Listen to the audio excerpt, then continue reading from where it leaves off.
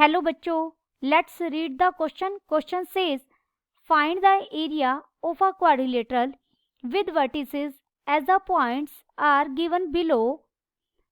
0 0, second vertex है a, 0, third is a, b, fourth is 0, b. First we see the key concept. हम किसी भी rectangle का area कैसे फाइंड आउट करते हैं? Area of rectangle is equal to length multiplied by breadth. Given vertices are, हमें quadrilateral के जो वर्टिसेस दिए हुए हैं वो क्या क्या है?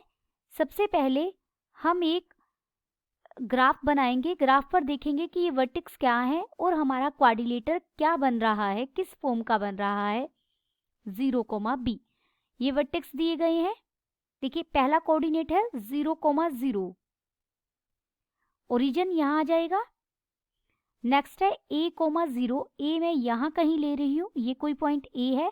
देखिए a नेगेटिव होगा तो a की वैल्यू इधर आ जाएगी कहीं -a.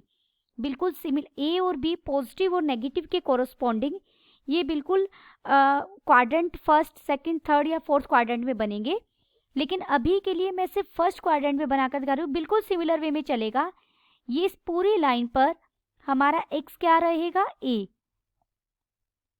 तो ये जो पॉइंट है ये मुझे क्या मिलेगा? ये ओरिजिन को o नाम दिया, इस पॉइंट को मैं a नाम दे रही हूँ और इसके कोऑर्डिनेट क्या होंगे एक्स एक्सिस पर? a, 0. एक हमारा कोऑर्डिनेट है, ये कोऑर्डिनेट y एक्सिस पर लाई करेगा, इसका x कोऑर्डिनेट 0 और y हमने यहाँ कहीं लिया b. अगर b नेगेटिव होगा तो ये इस डायरेक्शन में आ जाएगा -b. इसके और एक पॉइंट है हमारा a, b. एक वर्टेक्स a यानी इस लाइन पर और b y कोऑर्डिनेट b है यानी ये जो पॉइंट मिलेगा इन दोनों की इंटरसेक्शन से, ये लाइन है x is equal to a वाली और ये लाइन है y is equal to b. ये जहां इंटरसेक्ट कर रहे हैं वो पॉइंट मिलेगा हमें a, b. तो ये हमारा एक रेक्टेंगल फॉर्म हो गया. ये एक रेक्टेंगल फॉर्म हो गया. इस कोऑर्डिनेट को नाम b दीजिए, इसे c दीजिए. तो o a b c एक रेक्टेंगल फॉर्म हो गया ये पूरा. इस रेक्टेंगल की जो लेंथ है वो कितनी है? ये ओरिजिन से डिस्टेंस कितना है? ये a लेंथ है. और ब्रेड्थ कितनी है? ये डिस्टेंस, ये कितना है? b. तो सीधा हम डायग्राम से ही दे सकते हैं. This quadrilateral is a rectangle and area of rectangle is, rectangle कौन सा? जो हमने बनाया है o a b c. Length is a and breadth is b. This is equal to ab. एरिया निकालते हैं तो हम यूनिट क्या लगाएंगे? Square unit. देखिए अगेन मैं बता देती हूँ, a और b में भी नेगेटिव हो इनकी वैल्यूज. अगर a और b दोनों नेगेटिव हुए तो ये हमारा थर्ड क्वाड्रेंट में बन जाएगा. अगर a हमारा नेगेटिव हुआ और b पॉजिटिव हुआ तो ये सेकंड क्वाड्रेंट में बनेगा.